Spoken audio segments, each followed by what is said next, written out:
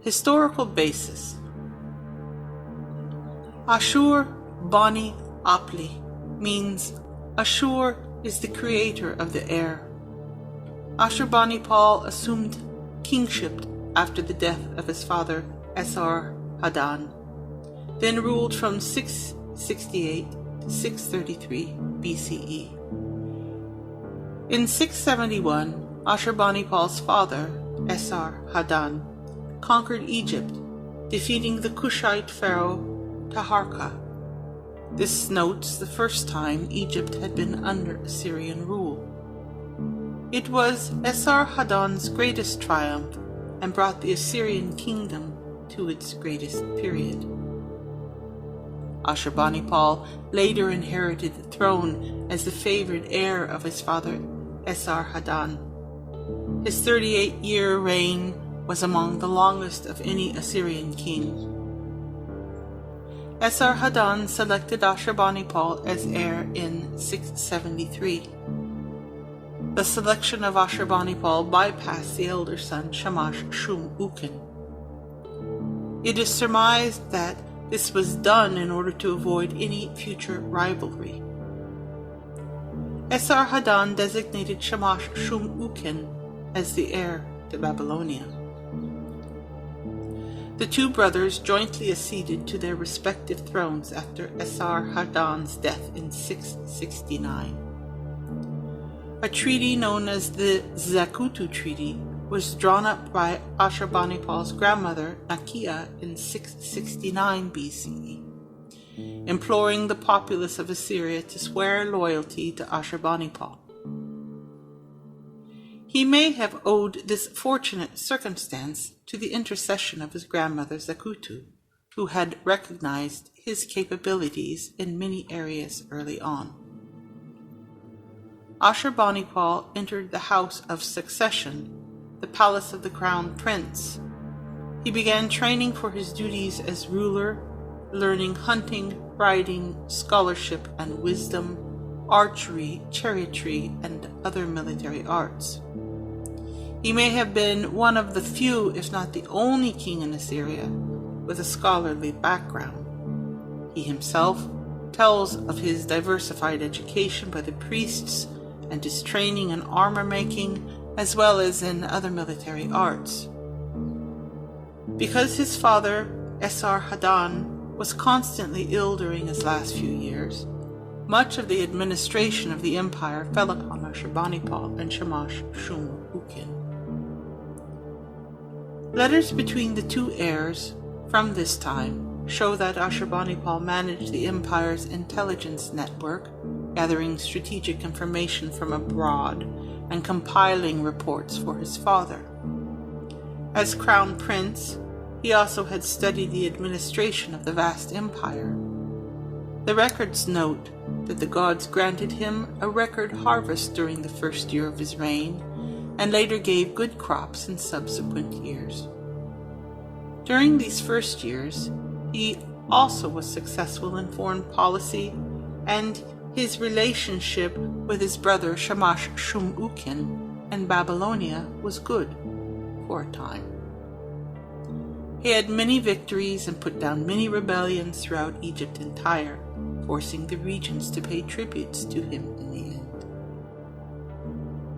Ashurbanipal left more inscriptions than any of his predecessors. His campaigns were not always recorded in chronological order, but clustered in groups according to their purpose. The accounts were highly subjective. One reason for the durability of the Assyrian Empire was the practice of deporting large numbers of people from conquered areas and resettling others in their place. This kept many of the conquered nationalities from regaining any power. Equally important was the installation in conquered areas of a highly developed civil service under the leadership of trained officers. The civil service numbered about 100,000. many of them former inhabitants of subjugated provinces. Many prisoners had been made slaves, but often were later freed.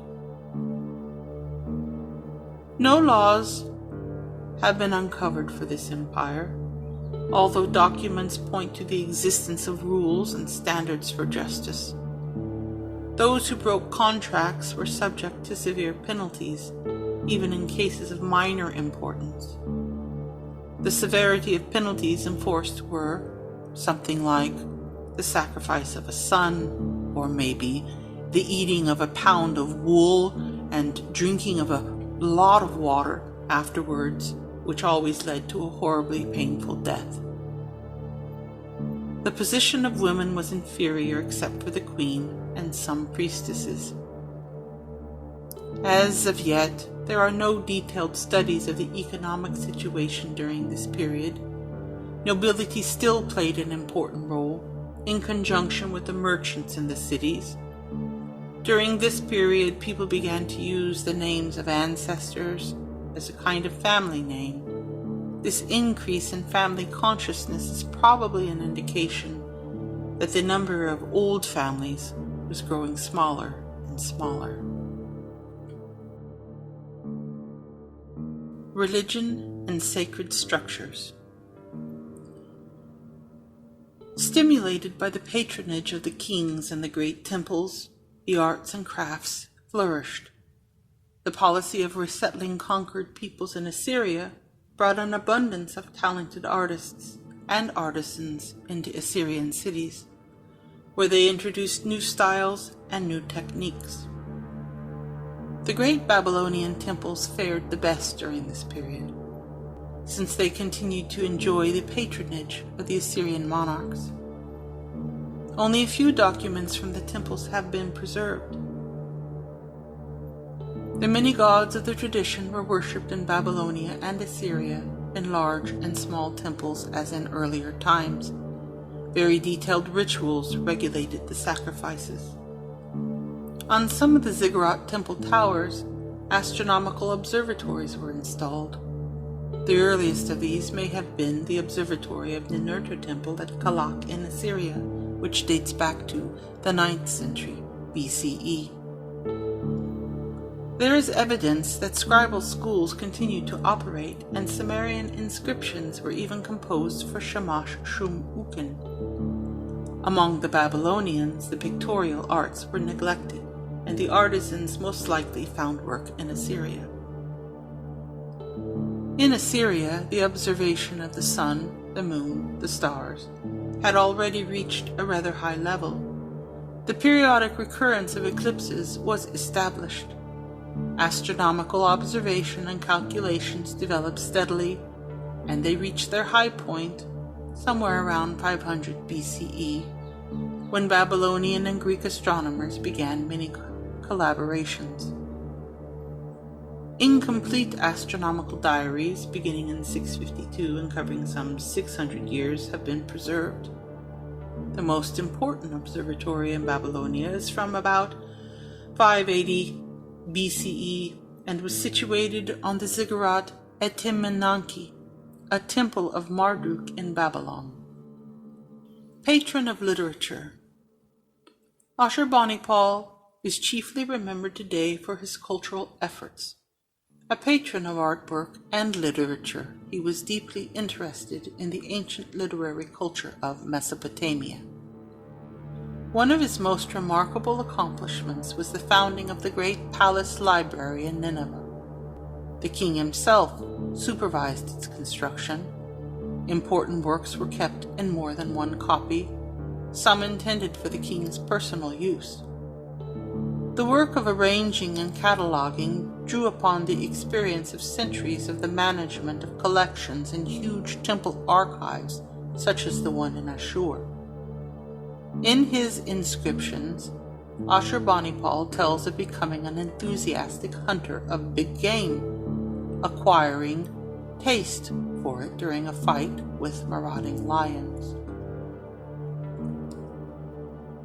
Over the course of his long reign, Ashurbanipal utilized the massive resources at his disposal to construct the Library of Ashurbanipal, a collection of texts and documents of various different genres.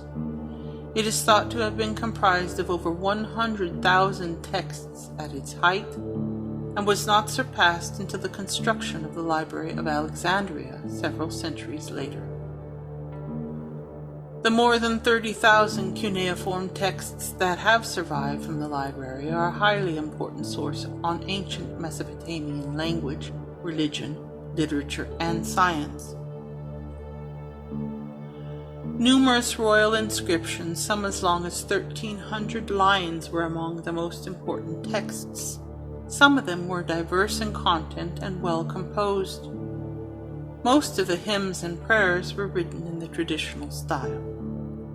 Many oracles, often of unusual content, were proclaimed in the Assyrian dialect, most often by the priestesses of the goddess Ishtar of Arbela. In Assyria, as in Babylonia, the beginnings of a real historical literature are observed. Most of the authors have remained anonymous. Haran became the most important city in the western part of the empire. In the neighboring settlement of Huzarina, the remains of an important library have been discovered. There is no evidence that a literary tradition existed in any of the other languages spoken within the borders of the Assyrian Empire at this time. Patron of the arts. With Ashurbanipal in power, Assyrian art reached its peak. Many Assyrians depicting his wars, particularly the wars fought in Elam, were produced. Artwork produced in this era was innovative in style and motifs, and is regarded to possess an epic quality, otherwise absent from much of the art produced under previous kings. Ashurbanipal, deeply interested in the ancient literary culture of Mesopotamia, is chiefly remembered today for his cultural efforts as patron of artwork and literature. The thousands of cuneiform texts have survived from the library and are a highly important source on Mesopotamian language, religion, literature, science, amongst many other things. He erected numerous sculptures and reliefs in his palaces in Nineveh, depicting the most important events from his long reign. Artwork created during his reign was innovated in terms of Assyrian art. A motif appearing in several of Ashurbanipal's art pieces was the lion hunt. The king killing lions was a tool used for propaganda in order to illustrate his glory and his power, as well as his ability to safeguard the people through his slaying of these dangerous animals. Various new elements can be seen in artwork produced under Ashurbanipal, such as the regalia of the king, which changes from relief to relief depending upon the scene depicted. Informal events typically depict Ashurbanipal with an open crown design different from the typical vaguely bucket-shaped Assyrian crown. There are no known examples of art depicting Ashurbanipal seated on a throne or holding court, a common motif under previous kings. Ashurbanipal's artworks are the only ancient Assyrian art that depicts non-Assyrian foreigners as physically different, illustrating their equipment and outfits, but also their features as being unlike that of the Assyrians. This may have been influenced by Egyptian art, which did depict foreigners differently. Elamites and Urartians are presented as stockier, Urartians with larger noses, and Arabs with long straight hair, in contrast to the curly hair of the Assyrians. Inscriptions and annals from Ashurbanipal's time offer no evidence that foreigners were seen as racially or ethnically different, which means that this might simply have been an artistic or an aesthetic choice.